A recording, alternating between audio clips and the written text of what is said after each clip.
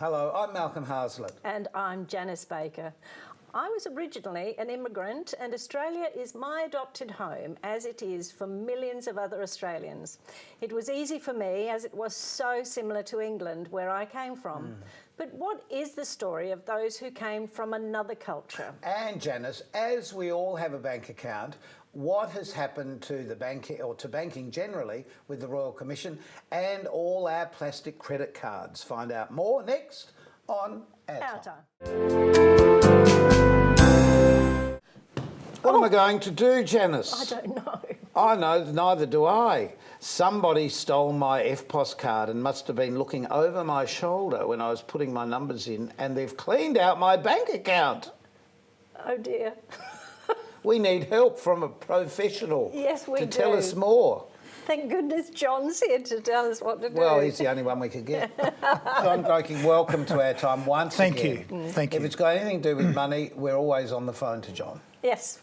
I was, of course, pretending John, but I only realised the other day that using an EFTPOS card is a debit card, and a debit card just takes money straight out of the bank.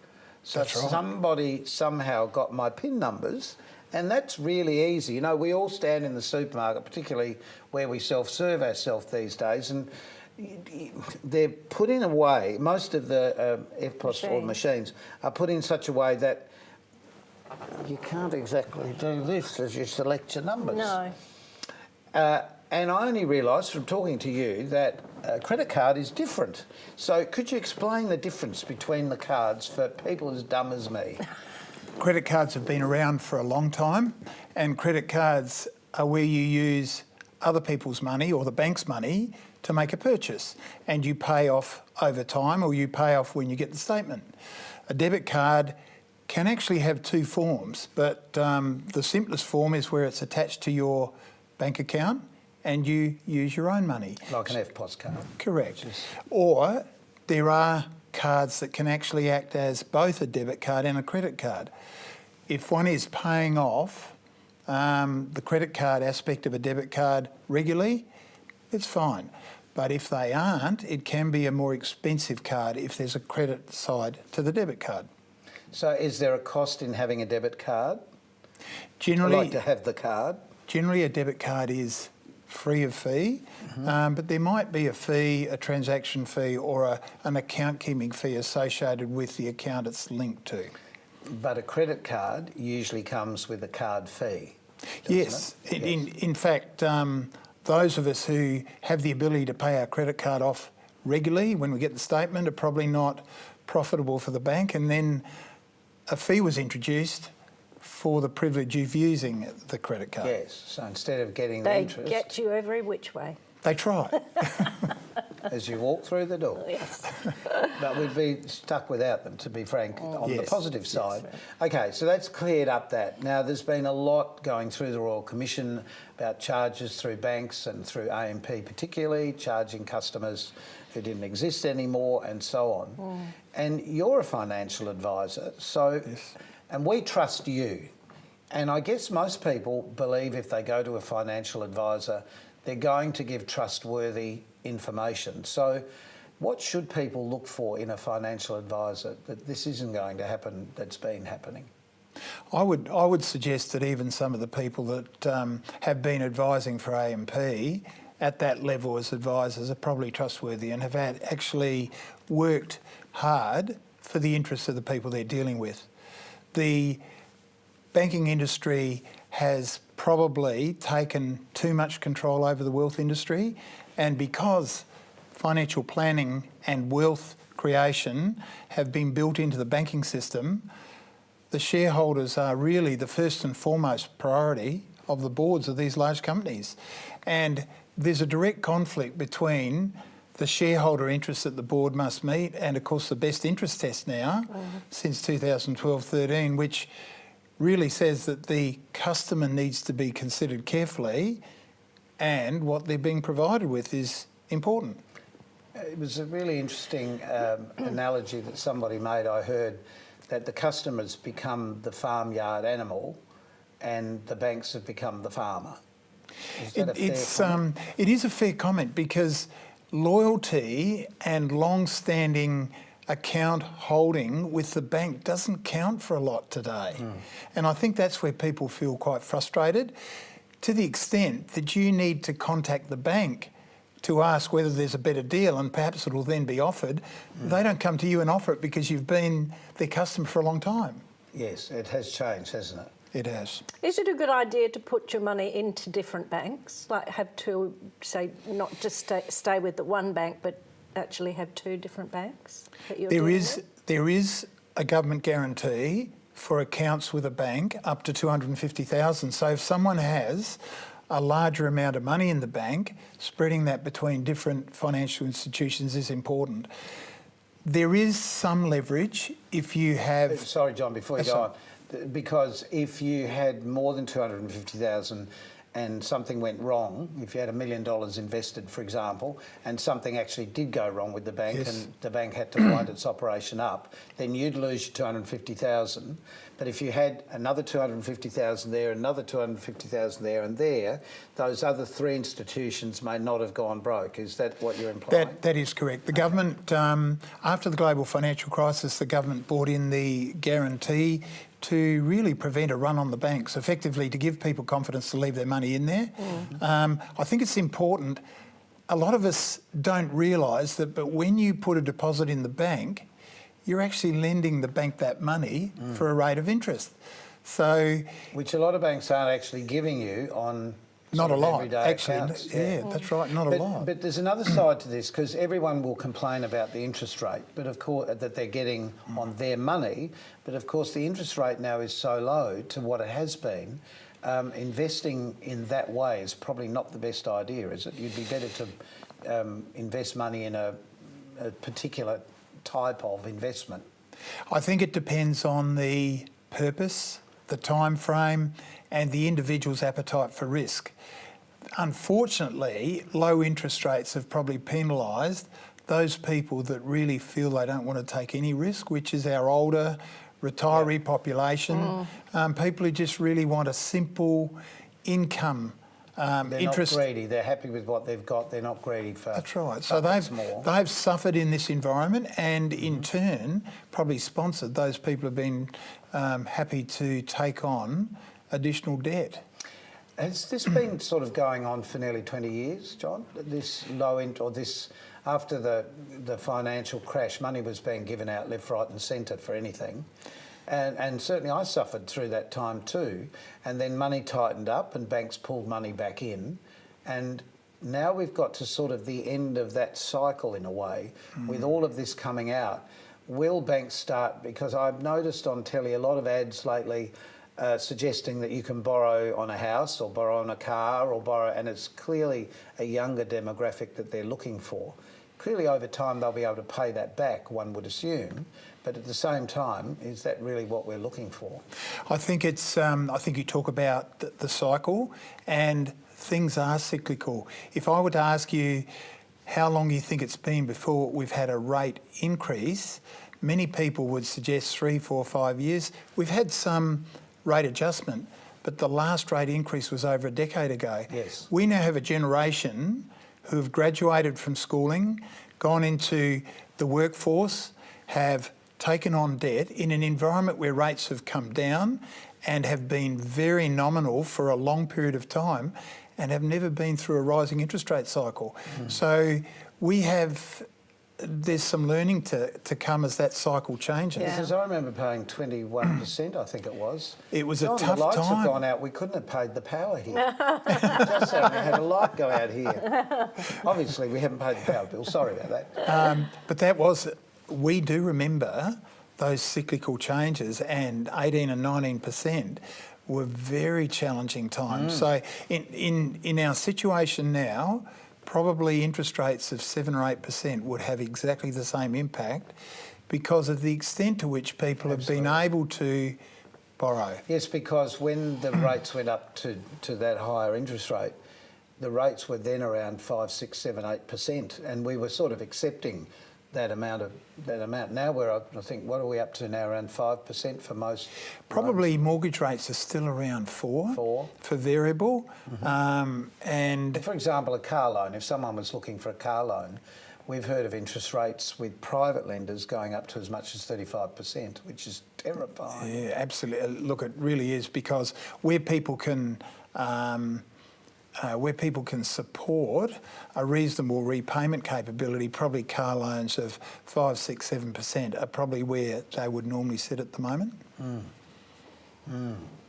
So it's a bit of bottom line advice here. So one of the things, actually, if I could add, one of the things that I please. think is just a takeaway for people is there is no doubt interest rates at some point will rise. We don't know when. America are raising interest rates. We tend to follow, some sign, 12 or 18 months behind. The big thing is if people have to carry debt forward, fixing some of that, or considering fixing and knowing what they're paying with some certainty is an important thing. And I guess if you're, I suppose, 70 plus or so on, there's no point in putting something away at a higher interest rate for the next 20 years, because you're really only saving that for your family, I guess. Or yes, that's whatever right. you're saving And for. and if rates change, you want to take advantage of the changes. Yes. So shorter term is better at the moment, and then take advantage as eventually rates will change and rise again. So the best advice to everybody watching this is check what your cards or your plastic cards actually do, and what impact it's going to have on you if by chance you are hacked. And talk to your bank about that if necessary, and make sure they give you a direct answer that you understand. And just check what you're borrowing, because if you borrow too much, you could be in trouble. John, can you stay with us for a little while longer? Sure. We have a very interesting gentleman up next with a really fascinating story as to what you were talking about, being an immigrant into Australia. So we'll see you in a tick.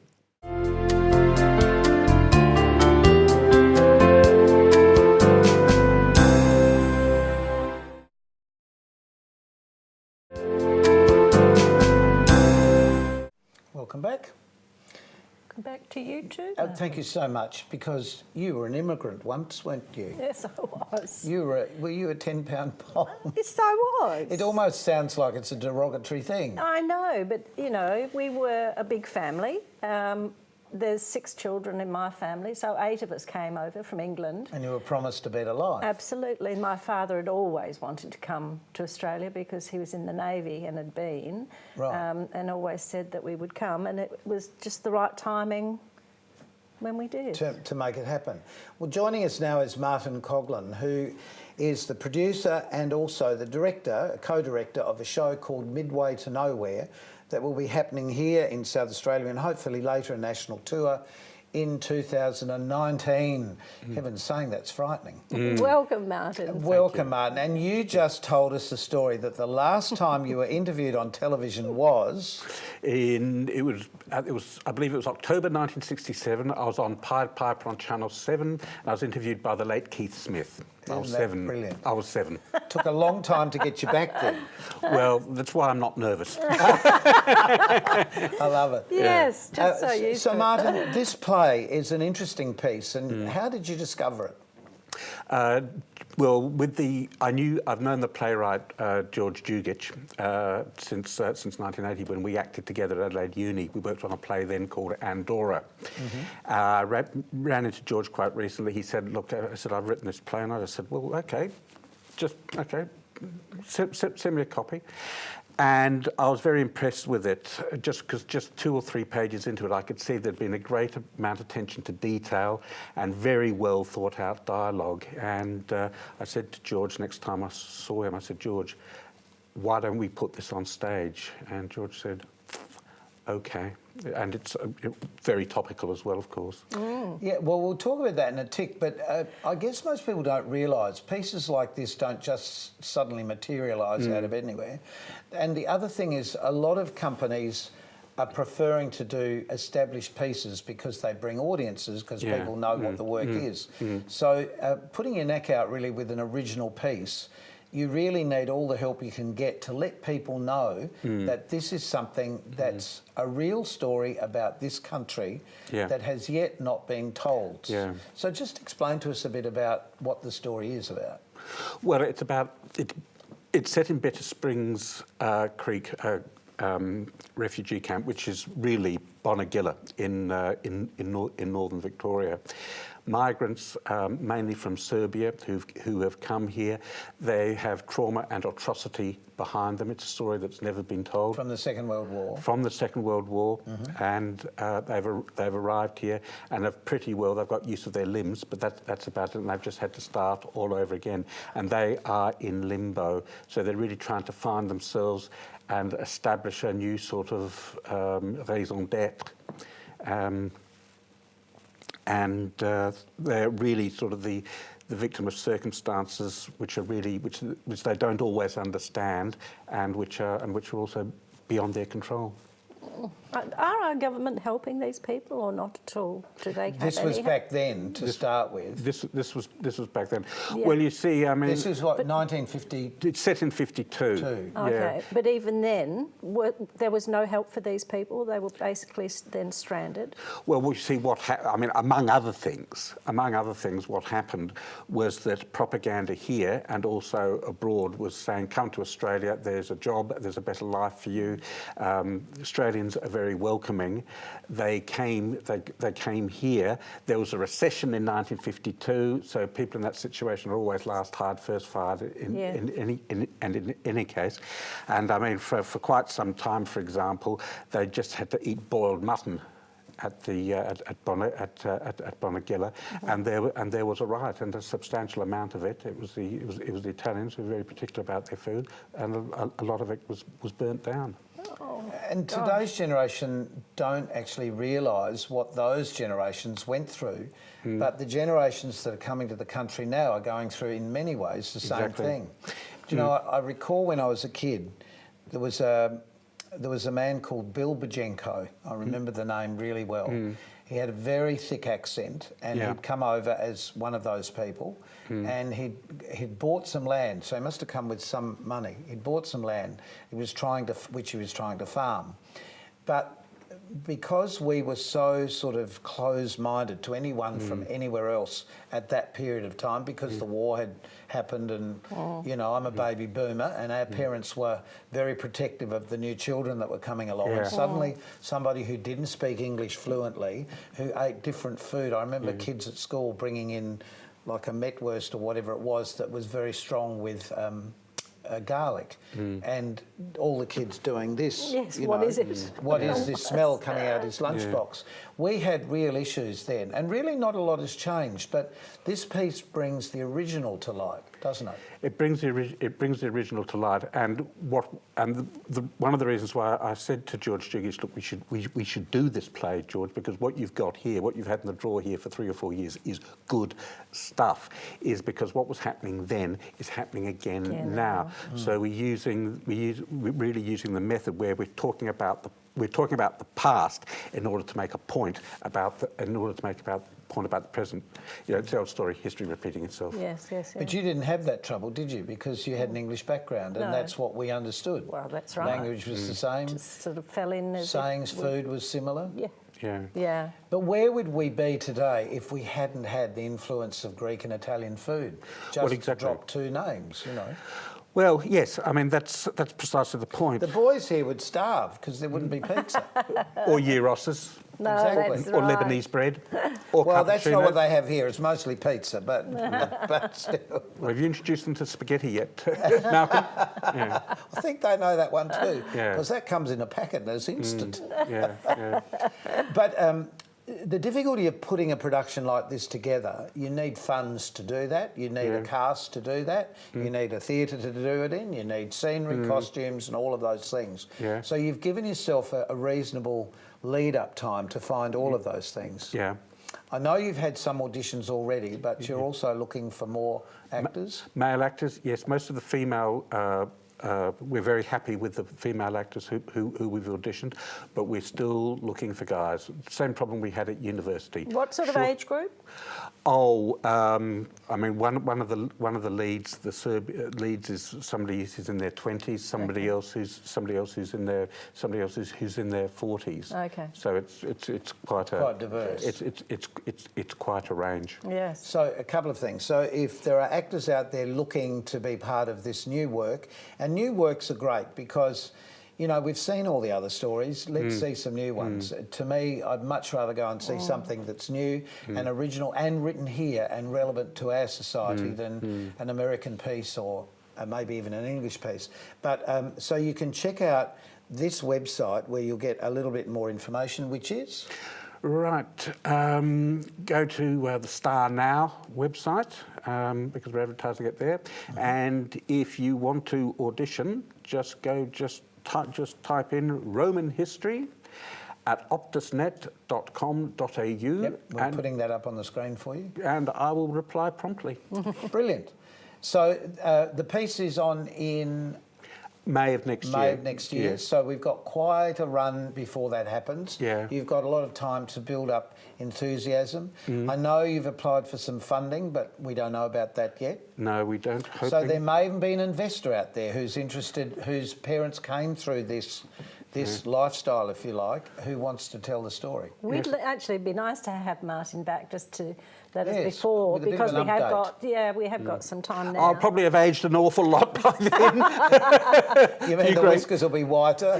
Well, I think, well, if I've still got the whiskers then, yeah, a few more grey hairs. But yeah. you know, that's the truth, Martin. It is what's behind the scenes. So how did your life begin in this area? Oh, well, I mean, for both George and myself, I mean, we had a natural leaning towards theatre. We acted in plays in the French and German Club at Adelaide University. Significantly, in 1980, under my dear late dad, who I'm sorry passed away last year, he directed us in Max Frisch's play Andorra. And we had both George and I had the two male leads in that. And so I said to George late last year, I said, I now feel, I said, with your play, that now is the right time to do another play. Fantastic. And life experience behind that as well for you. Yeah. Now, the story was based on his family, but your family, did they go through any of this? No, because I'm not of Yugoslavian extraction at all. But George's father, Yes. the significant thing is, and really this is George's tribute to his late father, who I saw just the one time. George's father was Serbian, was a forced labourer in Germany, then had to sort of eke out what sort of an existence he could for himself in post-war Germany. Because he was a royalist, his father back in Serbia told him not to return, and so George's father came here and was at Ponegilla. Just amazing stories, aren't they? Okay. Well, we're going to take a short break Yes. and we'll be back with Martin and with John to say goodbye in a tick.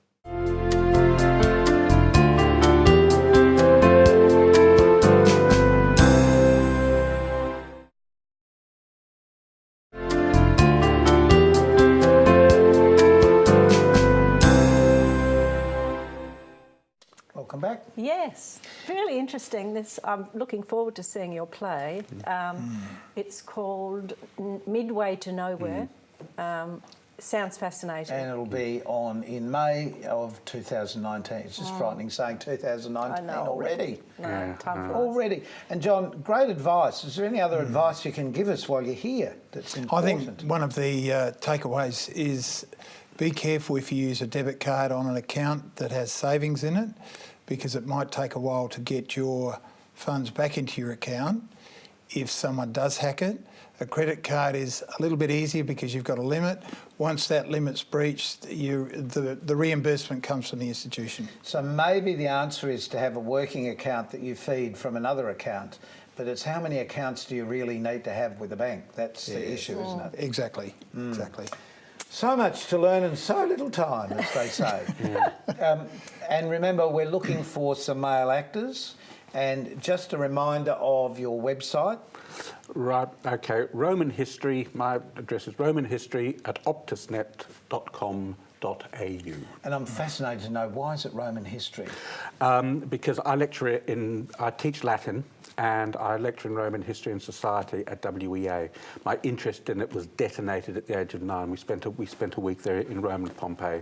Parents decided to show us Europe, and I spent all of 1970, age 10, reading up on it, and I've been doing that ever since.